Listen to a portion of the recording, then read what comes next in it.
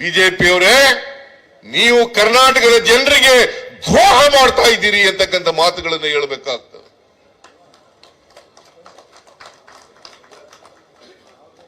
BJP ಸರ್ಕಾರ ನಮಗೆ ಮಲ್ತಾಯಿ ಧೋರಣೆಯನ್ನ ಮಾಡ್ತಾ ಇದೆ. ಇವರೆಲ್ಲ ಎಂಪಿಗಳು, ಮಿನಿಸ್ಟ್ರಿಗಳು, ಬಿಜೆಪಿ ಲೀಡರ್ಗಳು ಎಲ್ಲರೂ ಕೂಡ ಕರ್ನಾಟಕದ ಜನರಿಗೆ ದ್ರೋಹ ಮಾಡ್ತಾ ಇದ್ದಾರೆ.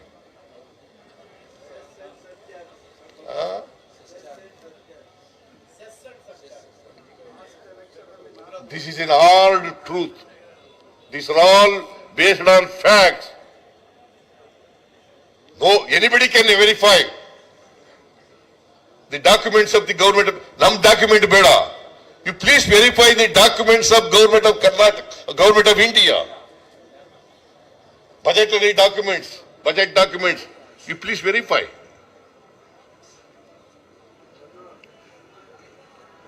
ಅದರಿಂದ ಇಷ್ಟೆಲ್ಲ ಅನ್ಯಾಯ ಆಯ್ತಲ್ಲ, ನಮಗೆ ಇಷ್ಟ ಅನ್ಯಾಯ ಆಯ್ತಾ?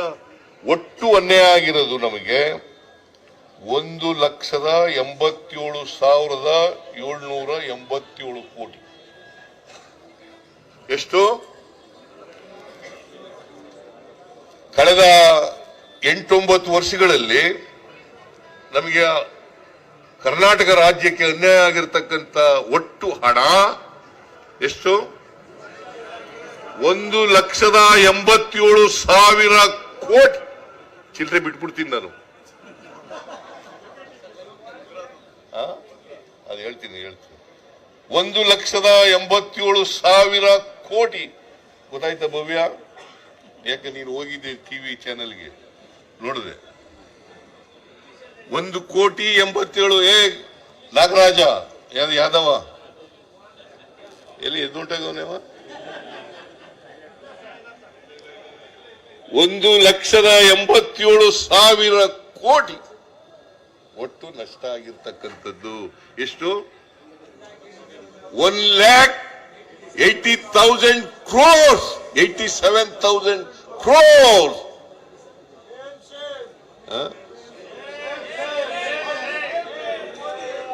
In such a big way, injustice has been caused to Karnataka.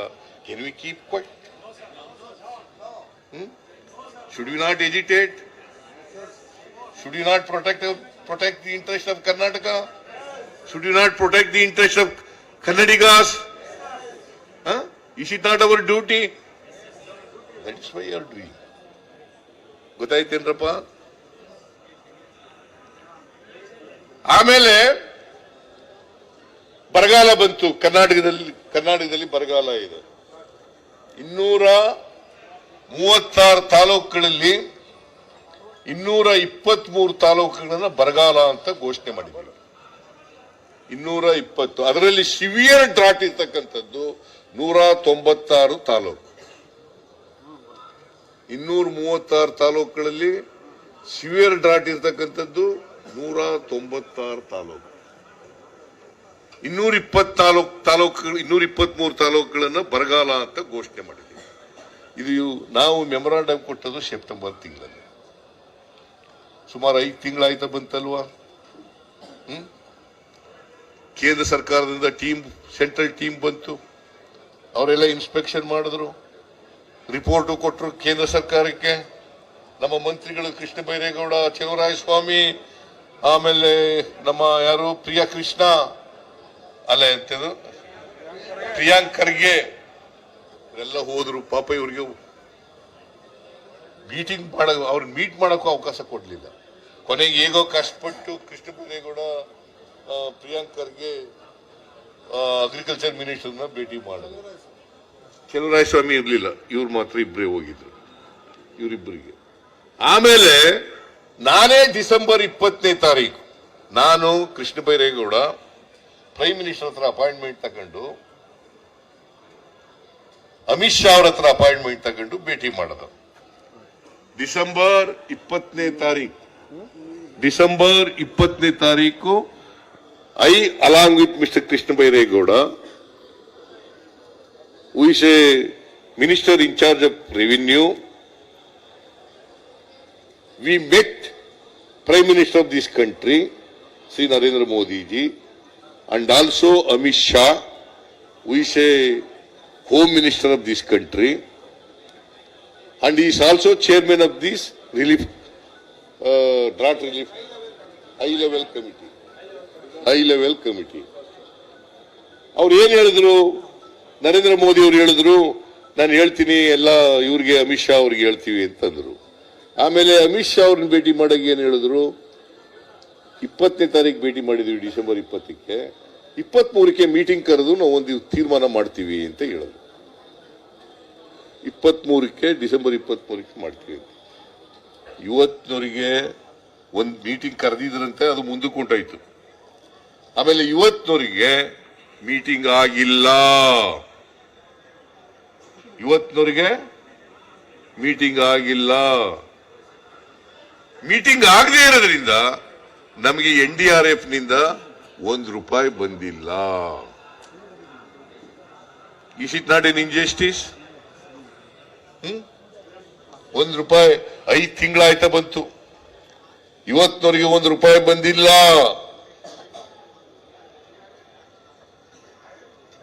ಕೊಡ್ರಿ ನಾವು ಮಾತೆತ್ತಿದ್ರೆ ಸಿದ್ದರಾಮಯ್ಯನವರ ಸರ್ಕಾರ ರೈತರಿಗೆ ಏನು ಪರಿಹಾರ ಕೊಡ್ಲಿಲ್ಲ. ನಾವು ಕುಡಿಯ ನೀರಿಗೆ, ಮೇವಿಗೆ, ಉದ್ಯೋಗ ಕೊಡ್ಲಿಕ್ಕೆ ಇವತ್ತವರೆಗೆ ತೊಂದರೆ ಆಗಿಲ್ಲ. ಅದ್ರ ಜೊತೆಗೆ ಮೊದಲನೇ ಕಂತಿನಲ್ಲಿ ₹2,000 ಅಲ್ಲ 20 ಎಷ್ಟು ₹2,000 ಪ್ರತಿ ರೈತರಿಗೆ ಮೊದಲನೇ ಕಂತಿನಲ್ಲಿ ಪರಿಹಾರ ಕೊಟ್ಟಿದ್ದೀವಿ. ಸುಮಾರು 31 ಲಕ್ಷ ರೈತರಿಗೆ ಕೊಟ್ಟಿದ್ದೇವೆ. 650 ಕೋಟಿನಲ್ಲ, 650 ಕೋಟಿ ರೂಪಾಯಿಗಳನ್ನ ರೈತರಿಗೆ ಕೊಟ್ಟಿದ್ದೀವಿ. 31 ಲಕ್ಷ ರೈತರಿಗೆ ಕೊಟ್ಟಿದ್ದೀವಿ. ಇನ್ನೂ ಕೊಡ್ತೀವಿ. NDRF ಹಣ ಬಂದ್ಮೇಲೆ ಕೊಡ್ತೀವಿ. ಪುನಃ NDRF ಹಣ ಬರ್ಬೇಕಲ್ಲ, ಅದು ಅವ್ರ ಮನೆಯಿಂದ ಕೊಡೋದಲ್ಲ, ನಮ್ ದುಡ್ಡು, ನಮ್ಮ ಕರ್ನಾಟಕದಿಂದ ಕಲೆಕ್ಟ್ ಆಗಿರ್ತಕ್ಕಂಥ ತೆರಿಗೆ. SDRF ಮತ್ತೆ NDRF ಅಂತ ಇರ್ತದೆ. SDRF ನಲ್ಲಿ 75% ಗವರ್ಮೆಂಟ್ ಆಫ್ ಇಂಡಿಯಾ ಕೊಡ್ತದೆ, 25% ಸ್ಟೇಟ್ ಗವರ್ಮೆಂಟ್ ಶೇರ್ ಕೊಡ್ತದೆ. NDRF ನಲ್ಲಿ ಈ ತರ ಪ್ರವಾಹ ಬಂದಾಗ, ಮತ್ತೆ ಬರಗಾಲ ಬಂದಾಗ, ಬೇರೆ ಆಪತ್ತುಗಳು ಬಂದಾಗ ಖರ್ಚು ಮಾಡ್ಲಿಕ್ಕೆ ಇರ್ತಕ್ಕಂಥ ಹಣ ಅದು NDRF, national disaster response fund.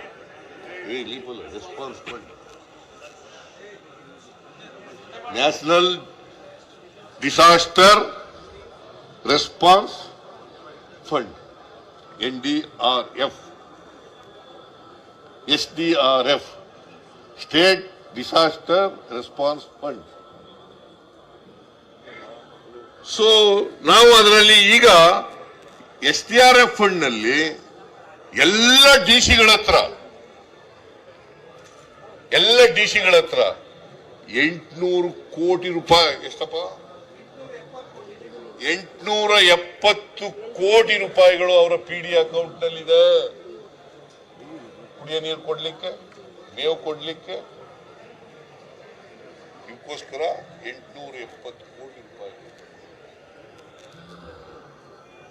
So ಬರಗಾಲವನ್ನ ಬಹಳ ಸಮರ್ಥವಾಗಿ ಕರ್ನಾಟಕ ಸರ್ಕಾರ ಎದುರಿಸಿದೆ.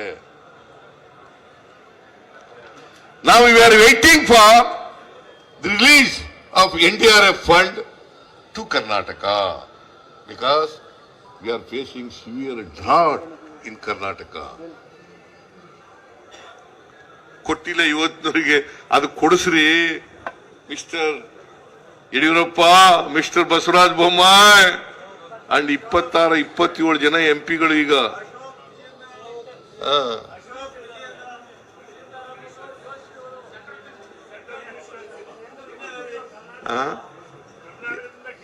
ಅವ್ರು ಯಾರು ಹೆಸರು ಯಾಕೆ ಹೇಳಿ, ಅವ್ರು ದೊಡ್ಡವ್ರನ್ನ ಮಾಡೋದು ಬಿಡಪ್ಪ.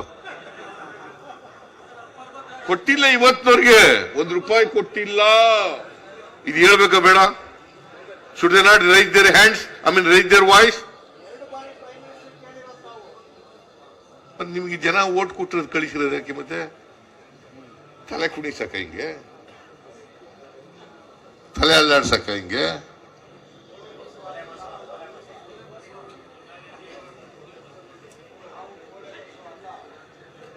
ಇವ್ರಿಗೆ ಏನಾಗಿದೆ ಅಂತಂದ್ರೆ ಇದು ಹೇಳಿದ್ರು ಕೋಪ ಇವರಿಗೆ. ನರೇಂದ್ರ ಮೋದಿ ಹತ್ರ ನಿಂತ್ಕೊಂಡು ಮಾತಾಡಕ್ಕೆ ಬಾಯಿ ಇಲ್ಲ ಇವ್ರ ಹತ್ರ. ಪಾರ್ಲಿಮೆಂಟ್ ನಲ್ಲಿ ಬಾಯಿ ಬಿಡಕ್ಕೆ ಬಾಯಿ ಇಲ್ಲ ಇವರು. This the position. ಇವರು ಅವರು ಹೇಳಿದ್ರು ಅಂತ ಹೇಳಿ ಪ್ರತಿಭಟನೆ ಮಾಡಕ್ ಶುರು ಮಾಡಿದ್ದಾರೆ. ಇವತ್ತು ನಾವು ಪ್ರತಿಭಟನೆ ಮಾಡ್ತಾ ಇದೀವಲ್ಲ, ನಾವು ಮಾಡಕ್ ಆದ್ಮೇಲೆ ಅದಕ್ಕೆ ಕೌಂಟರ್ ಪ್ರತಿಭಟನೆ ಮಾಡೋದು. But the people of Karnataka could understand the design of BJP people. ಅವರ ಕುತಂತ್ರ, ಅವರ ಜನವಿರೋಧಿ ನೀತಿ, ಅವರ ದ್ರೋಹ ಕರ್ನಾಟಕದ ಜನ ಅರ್ಥ ಮಾಡ್ಕೊಳ್ತಕ್ಕಂಥ ಶಕ್ತಿ ಇದೆ. ಇದು ಒಂದಾಯ್ತಾ? ಇನ್ನೊಂದು, ಈ ಮಹದಾಯಿ ಯೋಜನೆ, ಅಪ್ಪರ್ ಭದ್ರಾ ಯೋಜನೆ ಇದೆಯಲ್ಲ, ಅಪ್ಪರ್ ಭದ್ರಾ ಯೋಜನೆ, ನೀರಾವರಿ ಯೋಜನೆ. ಈ ನೀರಾವರಿ ಯೋಜನೆಗೆ ನಾವು ಹೇಳಿದ್ದಲ್ಲ, ನಿರ್ಮಲಾ ಸೀತಾರಾಮನ್ ಅವರೇ 23-24 ಬಜೆಟ್ ನಲ್ಲಿ, ಅವರು ಬಜೆಟ್ ನಲ್ಲಿ ಹೇಳಿದ್ದಾರೆ ಕರ್ನಾಟಕಕ್ಕೆ. ಇವರು ಡಿ.ಕೆ. ಶಿವಕುಮಾರ್ ಓದಿ ಹೇಳಿದ್ರು ಅವ್ರ ಬಜೆಟ್ ಸ್ಪೀಚ್ ಓದಿ ಹೇಳಿದ್ರು. ನಾನು ಹೇಳಿದ್ದಲ್ಲ, ಇದು ಅವರೇ ಹೇಳಿದ್ದು. 5,300 ಕೋಟಿ ರೂಪಾಯಿ ಕರ್ನಾಟಕಕ್ಕೆ ಕೊಡುತ್ತೇವೆ, ಅಪ್ಪರ್ ಭದ್ರಾ ಯೋಜನೆಗೆ 5,300 ಕೋಟಿ ರೂಪಾಯಿ ಕೊಡುತ್ತೇವೆ ಅಂತ ನಿರ್ಮಲಾ ಸೀತಾರಾಮನ್ ಅವರು ಬಜೆಟ್ ಸ್ಪೀಚ್ ನಲ್ಲಿ ಹೇಳಿರೋದು. ಎಲ್ಲೋ ಆಶ್ವಾಸನೆ ಕೊಟ್ಟಿರೋದಲ್ಲ, ಬಜೆಟ್ ಸ್ಪೀಚ್ ನಲ್ಲಿ ಹೇಳಿರೋದು. ಬಸವರಾಜ ಬೊಮ್ಮಾಯಿ ಅವರು 23-24 ಬಜೆಟ್ ಮಂಡಿಸುವಾಗ 5,300 ಕೋಟಿ ಅಪ್ಪರ್ ಭದ್ರಾ ಯೋಜನೆಗೆ ಕೊಡ್ತೇವೆ, ಜೊತೆಗೆ ಅಪ್ಪರ್ ಭದ್ರಾ ಯೋಜನೆಯನ್ನ ರಾಷ್ಟ್ರೀಯ ಯೋಜನೆ ಅಂತೇಳಿ ಘೋಷಣೆ ಮಾಡ್ತೇವೆ. ಅವ್ರು ಮಾತಾಡಿರ್ಬೇಕಲ್ಲ ಬಸವರಾಜ ಬೊಮ್ಮಾಯಿ, ನಿರ್ಮಲಾ ಸೀತಾರಾಮನ್ ಜೊತೆಲೆ, ಅಥವಾ ಮೊರಾರ್ಜಿ ಎಂತವರು ನರೇಂದ್ರ ಮೋದಿ ಅವ್ರ ಜೊತೆ ಮಾತಾಡಿರ್ಬೇಕಲ್ಲ. ಮಾತಾಡದೆ ಹೇಳಕ್ಕಾಗತ್ತಾ? ಇಷ್ಟೆಲ್ಲ ಬಜೆಟ್ ನಲ್ಲಿ ಹೇಳಿದ್ರು ಕೂಡ ಇವತ್ತಿನವರಿಗೆ ₹1 ಬಿಡುಗಡೆ ಆಗಿಲ್ಲ. ಇವತ್ತಿನವರಿಗೆ 5,300 ಕೋಟಿ ರೂಪಾಯಿನಲ್ಲಿ ₹1 ಬಿಡುಗಡೆ ಆಗಿಲ್ಲ. ಆದ್ರೆ ಬಿಜೆಪಿ ಅವರು ಹೇಳಿದ್ರು ನಾವ್ ಯಾವ್ದೋ ದುಡ್ಡು ಕೊಡ್ಬೇಕಾಗಿಲ್ಲ. ಮತ್ತೆ ಇದು 5,300 ಕೋಟಿ ಯಾಕಪ್ಪ ಕೊಡ್ಲಿಲ್ಲ? ನೀವೇ ಹೇಳಿದ್ರಲ್ರಿ ಕೊಡ್ತೀವಿ ಅಂತ, ಯಾಕೆ ಕೊಡ್ಲಿಲ್ಲ? ಹಾಗಾದ್ರೆ ಇವತ್ತಿನವರಿಗೆ ₹1 ಕೊಡ್ಲಿಲ್ಲ. ಇವರು ಡಿ.ಕೆ. ಶಿವಕುಮಾರ್ ನೀರಾವರಿ ಮಂತ್ರಿ ಹೋಗಿ ಭೇಟಿ ಮಾಡಿದ್ರು ಅವ್ರನ್ನ, ನಿರ್ಮಲಾ ಸೀತಾರಾಮನ್ ಅವ್ರನ್ನ ಭೇಟಿ ಮಾಡಿ ರಿಕ್ವೆಸ್ಟ್ ಮಾಡಿದ್ರು. ಆ ಜಲಸಂಪನ್ಮೂಲ ಸಚಿವರನ್ನು ಭೇಟಿ ಮಾಡಿದ್ರು, ರಿಕ್ವೆಸ್ಟ್ ಮಾಡಿದ್ರು. ಕೊಡ್ಲಿಲ್ಲ. ಮಿಸ್ಟರ್ ಹನುಮಂತಯ್ಯನವ್ರೆ, ಕೊಡ್ಲಿಲ್ಲ. 5,300 ಕೋಟಿ ಸುಮ್ಮನೆ ಇರ್ಬೇಕಾ? ಕೊಡದೆ ಹೋದ್ರು ನೀವು ರೈಸ್ ಮಾಡಿದ್ರಿ ಸರಿ, ಅವ್ರು ಯಾರು ಮಾಡ್ಲಿಲ್ವಲ್ಲ. ನಿಮ್ ಜೊತೆಗೆ ಅವರು ಧ್ವನಿ ಗೂಡಿಸ್ಬೇಕಾಗಿತ್ತಲ್ಲ, ಮಾಡ್ಲಿಲ್ಲ. ಆಮೇಲೆ ಮಹದಾಯಿ ಯೋಜನೆ, ಇವತ್ತಿನವರಿಗೆ ಎನ್ವೈರನ್ಮೆಂಟಲ್ ಕ್ಲಿಯರೆನ್ಸ್ ಸಿಕ್ಕಿಲ್ಲ. So far, Government of India has not cleared environmental permission. ಕೊಟ್ಟಿದ್ದಾರ? ಯಾರು ಕೊಡಬೇಕಾಗಿರೋದು? ಕೇಂದ್ರ ಸರ್ಕಾರ ಕೊಟ್ಟಿಲ್ಲ. ನಾವು ಕೇಳಿ ಸಾಕಾಯ್ತು. ಏನ್ ಮಾಡ್ಬೇಕು? ಕೊನೆಗೆ ಪ್ರತಿಭಟನೆ ಮಾಡಬೇಕು. ರಾಷ್ಟ್ರೀಯ ಯೋಜನೆ ಮಾಡ್ತೀವಿ ಅಂತಂದ್ರು, ಮಾಡಲಿಲ್ಲ. ಆಮೇಲೆ ಅಪ್ಪರ್ ಕೃಷ್ಣಕ್ಕೆ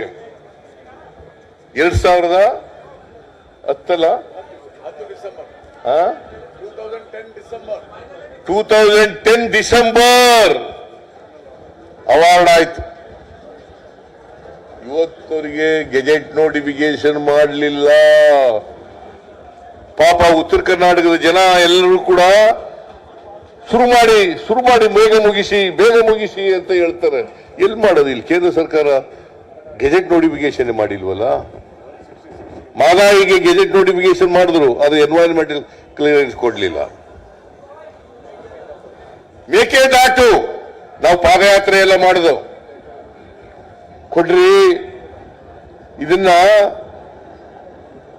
ಈಗ ಪಾಪ ದೇವೇಗೌಡರು ನಿನ್ನೆ ಭಾಷಣ ಮಾಡ್ತಾ ಇದ್ರು, ನಾನು ಕೇಳಿದೆ ಪಾರ್ಲಿಮೆಂಟ್ ನಲ್ಲಿ ಭಾಷಣ ಮಾಡ್ತಾ ಇದ್ರು ಇದ್ರ ಬಗ್ಗೆ, ಮೇಕೆದಾಟು ಬಗ್ಗೆ. ಕೊಡ್ರಿ, ಕುಡಿಯ ನೀರಿನ ಯೋಜನೆ ಕೊಡ್ರಿ, ಬೆಂಗಳೂರು ಸುತ್ತಮುತ್ತ ಹಳ್ಳಿಗಳಿಗೆ ಎಲ್ಲ ಕುಡಿಯ ನೀರು ಕೊಡಬೇಕು ಕೊಡ್ರಿ ಅಂತ. ಈಗ ಅವ್ರನ್ನೇ ನರೇಂದ್ರ ಮೋದಿ ಅವರು ಹೊಗಳ್ತಾರಲ್ಲ, ಕೊಡಿಸ್ಲಿ ಪಾಪ, ಕೊಡಿಸ್ಲಿ. ಬರೀ ಭಾಷಣ ಮಾಡ್ಬಿಟ್ಟು ಅವ್ರು ಏನ್ ಹೇಳಿದ್ರು ಗೊತ್ತಾ? ಪ್ರಧಾನಮಂತ್ರಿಗಳನ್ನು ಭೇಟಿ ಮಾಡಿದ್ದೆ, ಪ್ರಧಾನಮಂತ್ರಿಗಳು ನನಗೆ ತೋರಿಸಿದಂತ ಪ್ರೀತಿ ವಿಶ್ವಾಸ ಯಾವ ಪ್ರೈಮ್ ಮಿನಿಸ್ಟರ್ ತೋರಿಸಿರ್ಲಿಲ್ಲ. ಯಾರು ಹೇಳಿದ್ದು ಇದನ್ನ? Mister HD Deve Gowda, former prime minister of this country.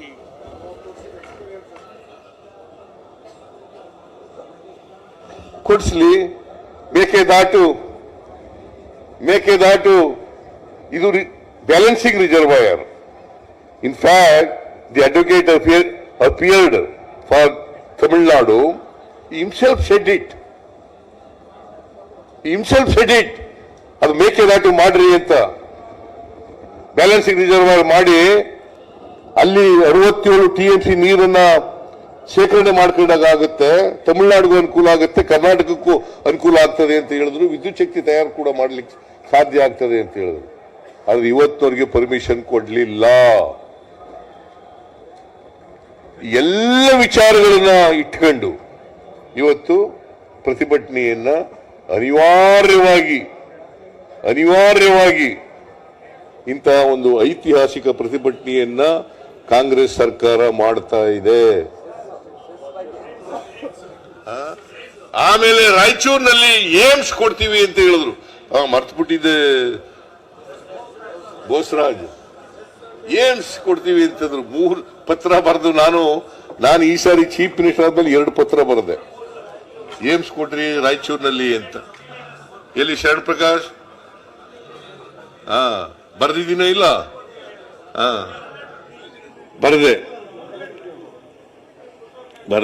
ಬರೀಲಿಲ್ಲ. ಅನೇಕ ಲೆಟರ್ಗಳು ಬರೆದೆ ನಾನು. ಆದ್ರೆ ಏನ್ ಗೊತ್ತಾ, ಈ ಕೇಂದ್ರ ಸರ್ಕಾರ ಅಂತಂದ್ರೆ ರಾಜ್ಯ ಸರ್ಕಾರಕ್ಕೂ ಉತ್ತರ ಕೊಡಬಾರದು ಅಂತ ತೀರ್ಮಾನ ಮಾಡ್ಕೊಂಡ್ಬಿಟ್ಟವ್ರು. ನಾವು ಪತ್ರ ಬರೆದ್ರು ಕೂಡ, as a chief minister of the state, I return number of letters to government of India, to ministers. So far, I have not received any reply.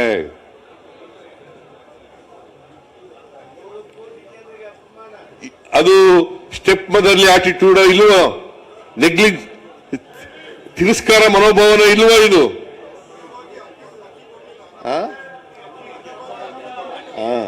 Annabhagya ಇಲ್ಲೇ ನಮ್ಮ ಮುನಿಯಪ್ಪನವರು ಇದ್ದಾರೆ, KH ಮುನಿಯಪ್ಪನವರು. ನಾವು 10 kg ಆಹಾರ ಧಾನ್ಯಗಳನ್ನು ಕೊಡ್ತೀವಿ ಅಂತ ಹೇಳ್ಬಿಟ್ಟಿದ್ದು. ಅಕ್ಕಿನೇ ಕೊಡ್ತೀವಿ ಅಂತ ಹೇಳಿರಲಿಲ್ಲ, ಆಹಾರ ಧಾನ್ಯಗಳು ಕೊಡ್ತೀವಿ ಅಂತ ಹೇಳಿದ್ರು. 5 kg ಕೊಡ್ತಾ ಇದ್ದಾರೆ. ಇನ್ನು 5 kg ನಾವು ಎಕ್ಸ್ಟ್ರಾ ಕೊಡ್ತೀವಿ. ಯಾಕಂತಂದ್ರೆ ಕರ್ನಾಟಕದಲ್ಲಿ ಇರ್ತಕ್ಕಂಥ ಬಡವರು, ಎಲ್ಲ ಜಾತಿ ಬಡವರು, ಇಂಥ ಜಾತಿ ಬಡವರಲ್ಲ, ಇಂಥ ಧರ್ಮದವರು, ಇಂಥ ಜಾತಿಯವರು ಅಂತಲ್ಲ, ಎಲ್ಲ ಜಾತಿ ಬಡವರೇ ಒಂದು ಕ್ಲಾಸ್. ಅವರು 2 ಹೊತ್ತು ಊಟ ಮಾಡಲೇಬೇಕು, ಹೊಟ್ಟೆ ತುಂಬ ಊಟ ಮಾಡಲೇಬೇಕು ಅಂತೇಳಿ ನಾವು 5 kg ಎಕ್ಸ್ಟ್ರಾ ಕೊಡ್ತೀವಿ ಅಂತ ಹೇಳಿದ್ದು. ಕೊಡ್ಬೇಕ ಬೇಡ? ಕೇಂದ್ರ ಸರ್ಕಾರ ಅಕ್ಕಿ ಇಟ್ಕೊಂಡು ಕೊಡ್ಲಿಲ್ಲ ನಮಗೆ. ಇವರು ಹೋಗಿ ಭೇಟಿ ಮಾಡಿದ್ರು KH ಮುನಿಯಪ್ಪನವರು. ದುಡ್ಡು ಕೊಡ್ತೀವಿ, ಫ್ರೀಯಾಗಿ ಕೊಡ್ಬೇಡ್ರಿ, 1 kgಗೆ 34 ರೂಪಾಯಿ ಕೊಡ್ತೀವಿ, ಕೊಡ್ರಿ ನಮಗೆ ಅಕ್ಕಿನ ಅಂತಂದ್ರೆ ಕೊಡ್ಲಿಲ್ಲ. ರಾಜಕೀಯ ಮಾಡ್ಬಿಟ್ರು, ಅದರಲ್ಲಿ ರಾಜಕೀಯ ಮಾಡ್ಬಿಟ್ರು. ಆದ್ರೂ ನಾವು ಸುಮ್ಮನಾಗ್ಲಿಲ್ಲ. 170 ರೂಪಾಯಿ ಪ್ರತಿಯೊಬ್ಬರಿಗೆ ಪ್ರತಿ ತಿಂಗಳು 170 ರೂಪಾಯಿ ಕೊಡ್ತಾ ಇದ್ದೀವಿ. ನಾವು ಎಲ್ಲಿ ತಪ್ಪು ಮಾಡಿದೀವಿ ಆಮೇಲೆ ಈ ಇವರು ಬಿಜೆಪಿ ಅವರು ಏನ್ ಹೇಳ್ತಾರೆ, ಬಿಟ್ಟಿ ಭಾಗ್ಯಗಳು. ಏನಾಗಂದ್ರೆ ಬಿಟ್ಟಿ ಭಾಗ್ಯಗಳು ಅಂದ್ರೆ 2,000 ರೂಪಾಯಿ ಕೊಡೋದು ಬಿಟ್ಟಿ ಭಾಗ್ಯನಾ? ಬಡವರಿಗೆ ಫ್ರೀಯಾಗಿ ಬಸ್ನಲ್ಲಿ ಹೋಗ್ರಿ, ಆ ಉಳಿದ ದುಡ್ಡನ್ನ ಬೇರೆ ಬಾಬುಗಳಿಗೆ ಖರ್ಚು ಮಾಡ್ಕೊಳ್ರಿ ಅಂದ್ರೆ ಬಿಟ್ಟಿ ಭಾಗ್ಯನಾ? ಹೊಟ್ಟೆ ತುಂಬ ಊಟ ಮಾಡಿ ಏನಾದ್ರು ಬಿಟ್ಟಿ ಭಾಗ್ಯನಾ? ವಿದ್ಯುತ್ ಶಕ್ತಿ ಫ್ರೀಯಾಗಿ ಕೊಡ್ತೀವಿ ಅಂತಂದ್ರೆ ಬಿಟ್ಟಿ ಭಾಗ್ಯನಾ? ಯುವಕರಿಗೆ 2 ವರ್ಷ ಕೆಲಸ ಇಲ್ಲದವರಿಗೆ, ನಿರುದ್ಯೋಗಿಗಳಿಗೆ ತಿಂಗಳಿಗೆ 3,000 ರೂಪಾಯಿ ಕೊಡ್ತೀವಿ ಅಂತಂದ್ರೆ ಬಿಟ್ಟಿ ಭಾಗ್ಯನಾ? ನೋಡಿ ಹೆಂಗೆ ಎಷ್ಟು ಲಘುವಾಗಿ ಮಾತಾಡ್ತಾರೆ, ಎಷ್ಟು ತುಚ್ಛವಾಗಿ ಮಾತಾಡ್ತಾರೆ. ಇವರಿಗೆ ಪಾಠ ಕಲಿಸ್ಬೇಕೋ ಬೇಡ? ಈ ರಾಜ್ಯದ ಜನ ಬುದ್ಧಿ ಕಲಿಸ್ಬೇಕೋ ಬೇಡ? ಬಿಟ್ಟಿ ಭಾಗ್ಯ ಅದಕ್ಕೆಲ್ಲ ದುಡ್ಡು ಖರ್ಚು ಮಾಡ್ಬಿಟ್ಟಿದೆ. ಇದೇ ನರೇಂದ್ರ ಮೋದಿ ಅವರು ಹೇಳಿದ್ರು, ಈ ಭಾಗ್ಯಗಳನ್ನ, ಈ ಗ್ಯಾರಂಟಿಗಳನ್ನ ಜಾರಿ ಮಾಡಕ್ ಸಾಧ್ಯ ಇಲ್ಲ, ಮಾಡ್ಬಿಟ್ರೆ ರಾಜ್ಯ ಆರ್ಥಿಕವಾಗಿ ದಿವಾಳಿ ಆಗ್ಬಿಡ್ತದೆ.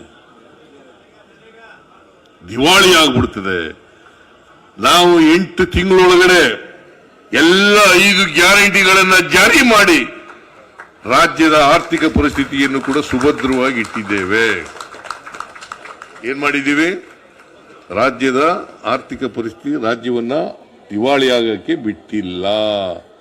ಇದೇ ನರೇಂದ್ರ ಮೋದಿ ಅವರು ಇಷ್ಟೆಲ್ಲ ಮಾತಾಡ್ತಾರಲ್ಲ, ಸಾಲ ಎಷ್ಟಿತ್ತು ಗೊತ್ತಾ? ಇವ್ರು ಬರೋಕ್ಕೂ ಮುಂಚಿತವಾಗಿ ಎಷ್ಟು ಹನುಮಂತಯ್ಯನವ್ರೆ? ಇಲ್ಲ, 180 ಲಕ್ಷ ಕೋಟಿ, 54 ಲಕ್ಷ ಇತ್ತು ಸ್ವಾತಂತ್ರ್ಯ ಬಂತವಿಂದ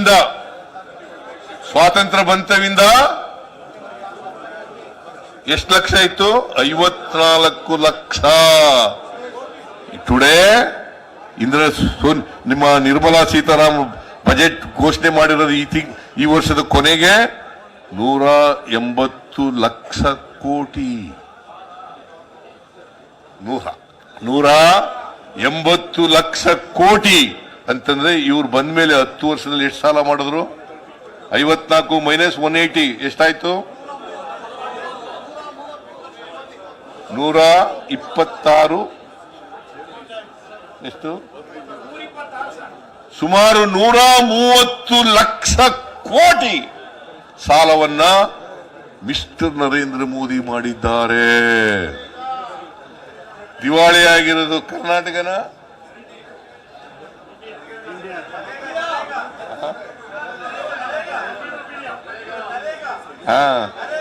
ನರೇಗಾ ಅದು ದುಡ್ಡು ಕೊಟ್ಟಿಲ್ಲ.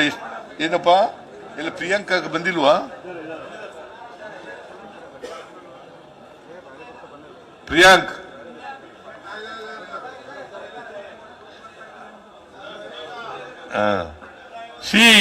ಈ ತರ ಇಷ್ಟೊಂದು ಅನ್ಯಾಯ, ಅನೇಕ ವಿಧಿಗಳು ಎಲ್ಲನೂ ಹೇಳಕ್ ಹೋಗಲ್ಲ, ಅನ್ಯಾಯ ಆಗಿರೋದ್ನೆಲ್ಲ.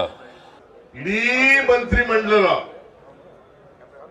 ಎಲ್ಲ ಶಾಸಕರು, ಎಲ್ಲ ಸಂಸತ್ ಸದಸ್ಯರು ಇವತ್ತು ಜಂತರ್ ಮಂತರ್ನಲ್ಲಿ ಪ್ರತಿಭಟನೆಯನ್ನ ಮಾಡಿದ್ದೇವೆ. ಕೇಂದ್ರ ಸರ್ಕಾರದ ಗಮನವನ್ನು ಸೆಳೆದಿದ್ದೇವೆ. 16ನೇ ಹಣಕಾಸಿನ ಆಯೋಗದಲ್ಲಿ ಮತ್ತೆ ಇದು ರಿಪೀಟ್ ಆಗಬಾರದು. 15ನೇ ಹಣಕಾಸಿನ ಆಯೋಗದ ಮಾನದಂಡಗಳನ್ನು ಬದಲಾವಣೆ ಮಾಡತಕ್ಕಂಥ ಕೆಲಸವನ್ನು ಕೇಂದ್ರ ಸರ್ಕಾರ ಮಾಡಬೇಕು. ನಮಗೆ ನ್ಯಾಯವನ್ನ ಒದಗಿಸಿಕೊಡಬೇಕು. ಈಗಾಗಿರ್ತಕ್ಕಂಥ 1,87,000 ಕೋಟಿ ಏನ್ ನಷ್ಟ ಆಗಿದೆ ಕರ್ನಾಟಕಕ್ಕೆ, ಅದನ್ನ ತುಂಬಿಕೊಡ್ತಕ್ಕಂಥ ಕೆಲಸವನ್ನ ಮಾಡಬೇಕು ಅಂತೇಳಿ ಕೇಂದ್ರ ಸರ್ಕಾರವನ್ನು ಒತ್ತಾಯವನ್ನು ಮಾಡಿ ನಿಮ್ಮೆಲ್ಲರ ಪರವಾಗಿ ಕೇಂದ್ರ ಸರ್ಕಾರವನ್ನು ಒತ್ತಾಯ ಮಾಡ್ತೇನೆ.